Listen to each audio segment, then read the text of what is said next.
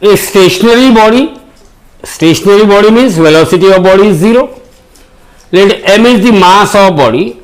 A stationary body explodes into two parts of masses m1 and m2, means the mass of that body is equal to sum of mass of two particles m1 and m2. They move in opposite direction. Say first body moves with velocity v1, say towards right, then second body will move with velocity v2 towards left. So they move in opposite direction with velocity v1 and v2. The ratio of their kinetic energy means we want to find out, say E1 upon E2. E1 is kinetic energy of first particle, E2 is kinetic energy of second particle. Now initially that body is at rest, means what is the momentum of that body? Initial momentum of body, which is mass into its velocity. Mass into velocity, because that body is initially at rest, so initial momentum of body is 0. And what is the final momentum of body? Final momentum of body is actually the sum of momentum of two bodies, two parts P1 and P2. What is the momentum of first particle? It is m1 v1 and momentum of second particle is m2 v2. So therefore, according to law of conservation of momentum,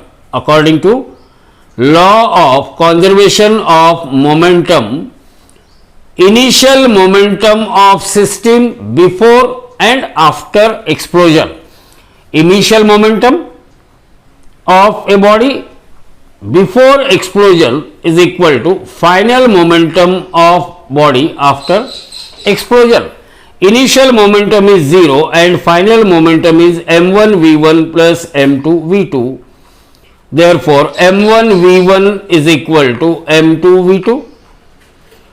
It means is equal to minus m2 v2, means momentum of first body is equal to minus of momentum of second fragment. It means magnitude of first fragment is equal to magnitude of what? Second fragment.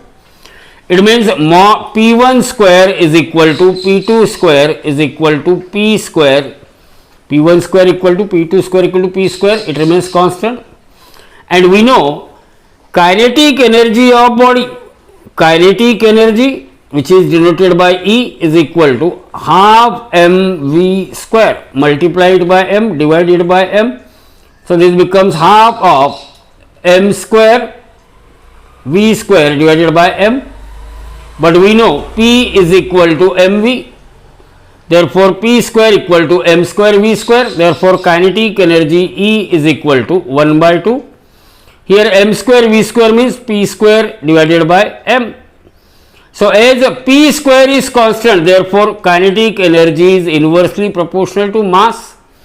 Therefore E1 upon E2 is equal to, energy is inversely proportional to mass, means E1 is proportional to 1 by m1, E2 is proportional to m2. So E1 by E2 is equal to m2 by m1.